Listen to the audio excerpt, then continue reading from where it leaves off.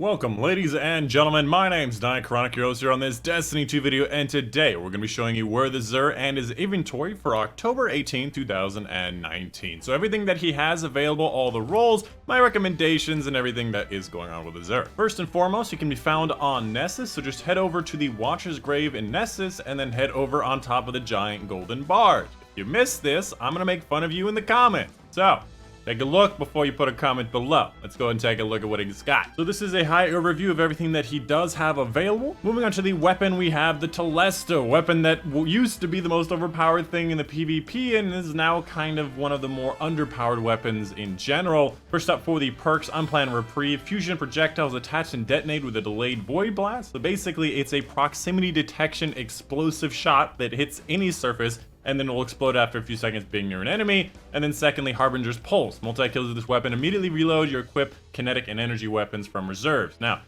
this is not really that useful, especially considering that it is an energy weapon. Perhaps it's referring to the power energy weapons, I don't know. To be honest, I don't understand why this perk is here. I don't understand what benefit it has. I guess you reload your kinetic weapon while you're using this weapon, but honestly, it's not something that I really like to see. On top of that, it also has a catalyst, which I forget where you get it. I think it's probably a strike thing, but all it does is change the magazine from 4 to 7 and maybe some minor stat stuff, and then finally, it's got 2 ornaments on it. As far as a mini review on this weapon goes, in PvE, it's not useful. There's so many other better options for exotics, and in PvP, it's kind of middling and may not be worth an exotic slot, because it doesn't really do much that's special other than proximity detection, where you can kind of just spray a doorway and people hit it and they'll get damaged. Moving on to the Titan exotics, we have the Dune Marchers, an exotic that came out with the base game that's had a few changes since it first existed. This is supposed to be your sprint boost. It increases your sprint speed, and as you sprint, it builds up static charge, and when you melee an enemy, that charge will chain damage to nearby enemies. And the idea is all about running fast, going for a lot of melee stuff, but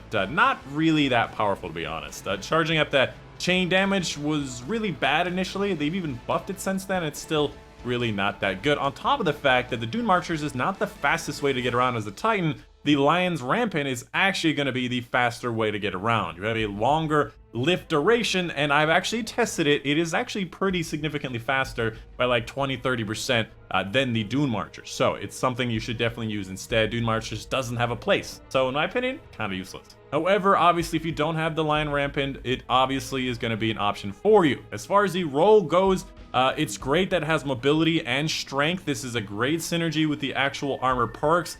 As far as the other perks go, they're kind of middling and average. And then lastly, it does in fact have an ornament that kind of makes it look the same, but it just has a little bit more lighting in different locations. Moving on to the Warlock exotic, we have the Transversive Step, an exotic that came out with the base game, and this is the sprint boots for the Warlock, bar none. This is the fastest way to get around with Warlock for an exotic outside of using Dawnblade or something like that. Basically, sprint speed is increased, and after a short while after sprinting, your currently equipped weapon is automatically reloaded. This extra perk here at the end, this last sentence, is actually really powerful and much better than extra damage when you hit somebody with a melee static charge garbage. This is actually really nice because usually in PvP or PvE, if you're running a lot and that's your thing, is that you want to run fast, keep moving, being able to automatically load your weapon is something very nice to have because it makes it so you don't have to stop and reload and you can keep on running. Especially if you want to run like a close range SMG or shotgun build in PvP, this is something really nice to have. In PvE, it's great to get around very quickly, get to locations faster. In PvP, it's more about like escape the target, close in on the target very quickly, something that is actually universally useful, and honestly, I think more people should use this more often because it is really nice to have. As far as the role goes, mobility works very well with the armor perks, and it's a 17. That's a pretty high number. And then the second perk here is intellect, something that's always nice to have. So a very good roll on an above average exotic. And then lastly, there is an ornament to make this more of a yellow themed, as well as a bit more of a checkerboarded pants section up at the top. And I do enjoy this one a little bit more, but you actually can color it, I believe. Do you color the lights up? No, you don't color the lights up. It's gonna be yellow. And then finally, the Hunter exotic known as Shards of Galanor. If you had a Shards of Galanor before Shadowkeep released, that one probably has like 20 something points here, so you're gonna want to get a new one. And this is actually something one that I actually would recommend you get. If you've never seen Shards Galanor, you don't know what it is. Hits and kills with Blade Barrage will return super energy after the super ends. So basically super return by doing super damage, which is really, really nice to use. It used to be a lot better. It's been nerfed multiple times, but it is still very worthwhile. Definitely being able to get some of your super back is something that's very valuable, and a lot of people are underrating because it doesn't give you a full super anymore.